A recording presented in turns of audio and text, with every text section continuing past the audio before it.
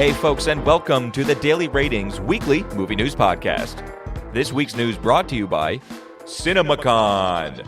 Yes, the annual movie biz event CinemaCon took place in Las Vegas this past week. This is when major studios take stage to showcase some new trailers for upcoming projects, extended multi-minute actual film footage to some upcoming movies, and then also studio heads make announcements to the future slate of films in the coming year or years. So not going to go through everything that went down there, but here is some newsworthy announcements.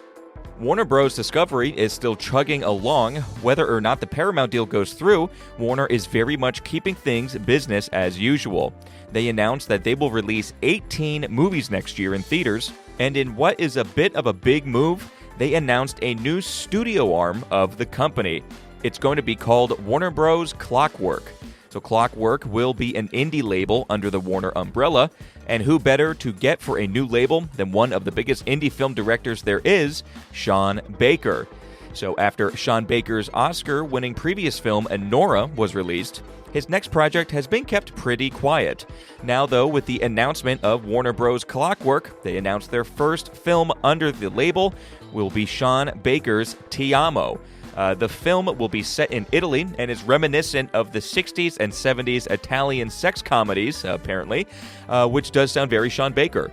Italian actress Vera Gemma has been cast in the movie, and it will be very interesting to see what Clockwork has to offer in the future. They're certainly trying to get after that A24 talent for themselves. A World War Z sequel is officially happening over at Paramount. This has been talked about for years now, what to do with World War Z. A prequel, a reboot, just brush it under the rug. But no, a sequel is in fact in the works. Brad Pitt's involvement is unknown right now, so we'll hear more in the future on that. And the director as well hasn't been confirmed, but everyone is pointing to Dan Trachtenberg to be the guy.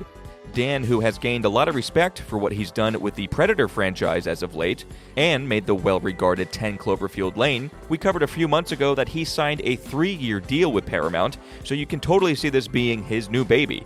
And if Paramount is putting in a lot of effort along with getting Trachtenberg, this may be a decent second push for the World War Z kind of franchise, I suppose.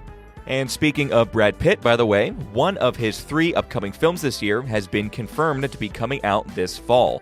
Heart of the Beast, directed by David Ayer, has been test screening relatively well, so it is getting a decent release window. Brad Pitt is starring as a soldier trying to survive harsh elements after his plane goes down.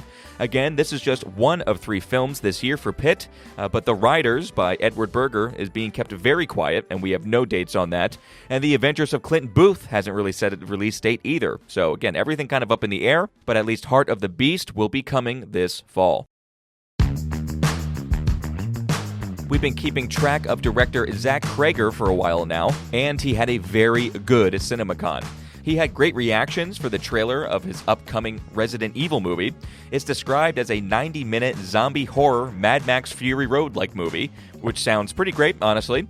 And then some other news for Creggers. So his long-rumored sci-fi thriller, The Flood, is happening with Warner Bros. New Line, and has him also working alongside Steven Spielberg on it, which apparently Spielberg is a huge fan of Zach's and has quietly kind of worked with him on projects in the past. So everyone seems very excited about this Flood movie, and they gave it a release date of August 11th, 2028. So we do have some time on that. But also in 2028, and also from Creggers, an Aunt Gladys prequel film. So we reported this rumor soon after Weapons came out, but it's very official now. The character of Aunt Gladys from Zach Creggers' movie Weapons of last year will be getting her own prequel film.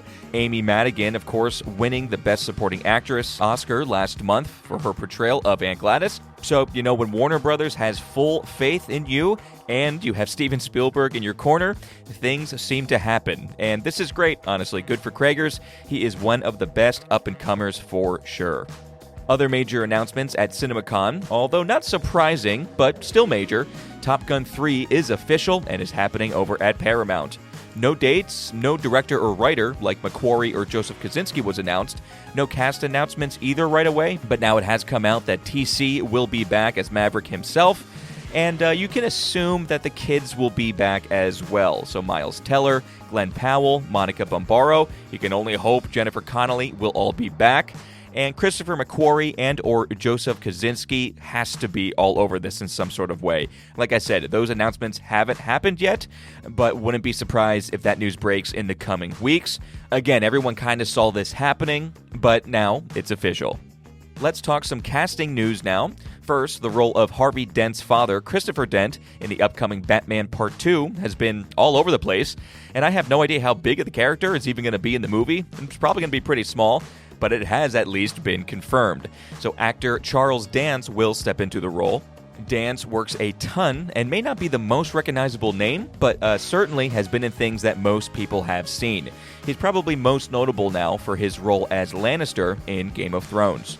Lin-Manuel Miranda's next film, called Octet, is taking shape. Miranda, known for musicals, will be adapting the off-Broadway musical, and the lead cast has been announced. So Rachel Zegler and the always reliable Amanda Seyfried will be the leads.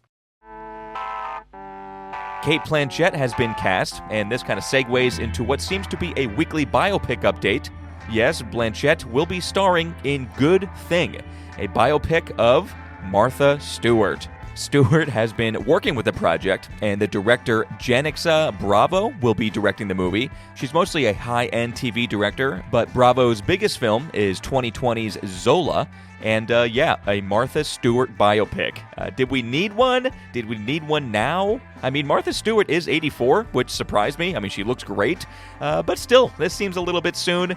That being said, if there's a Martha Stewart biopic, Cate Blanchett does kind of certainly make sense. And speaking of too soon for biopics, did anyone have Martha Stewart's weed buddy Snoop Dogg on the bingo card? Well, get ready, Snoop has been confirmed by Universal and will be coming out next year. So Snoop Dogg is also working on the project. It's going to be directed by Craig Brewer, who directed Black Snake Moan, Dolomite Is My Name, and just released Song Sung Blue. And actor Jonathan Davis will be playing Snoop. Again, boy, it just seems a bit too soon, but it is a go over at Universal. Really seems that we're stretching thin on these, though. I hope we're coming to a break on all the biopics. And lastly, Aragorn has finally been cast for the upcoming The Hunt for Gollum. Actor Jamie Dornan will be stepping into the role of Strider after Viggo declined to return. Dornan is 43 years old and does look the part for the most part. He's best known for the male lead of the 50 Shades of Grey films. There is a well-received British show called The Fall that he's in. And he starred in one of Netflix's first feature films in 2016, The Siege of Jadotville. So good luck to him. We'll just have to wait and see. Not easy shoes to fill, but if Viggo is out, then it has to be somebody. So hopefully Dornan has the chops. We are certainly rooting for him. And other than that, horror director Osgood Perkins will be making another Longlegs film, and it will be starring Nick Cage as well. So fans can look forward to that. But with that, let's just jump on over to the box office for this past weekend. So the fifth highest grossing film this weekend was You, Me, and Tuscany. That made $3.8 million. The Drama was in fourth, and that made $4.8 million. Newly released Lee Cronin's The Mummy was in the third spot with $13.5 million.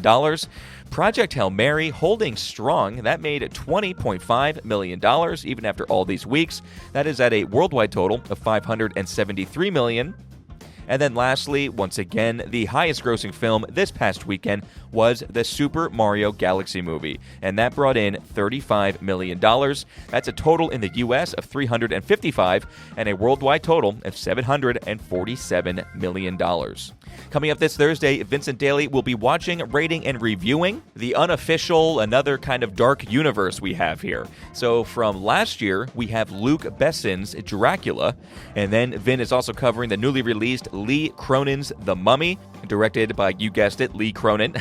And then, you know what? Just for kicks, we're jumping back to 2017, and we're going to cover The Mummy, the Tom Cruise Mummy, and that's directed by Alex Kurtzman. So it's going to be a great week. Can't wait to hear what Vin Daly has to say about these films. But that is it for your weekly movie news here, folks. We'll leave you today with a quote from an actress, Amanda Seyfried. It's really easy to avoid tabloids. You just live your life and don't hang out with famous people who are in the tabloids. Don't do anything controversial and be a normal person. Have friends and get a job and keep working. And all right, folks, the Daily Ratings weekly movie news podcast, that was it. See you on Thursday.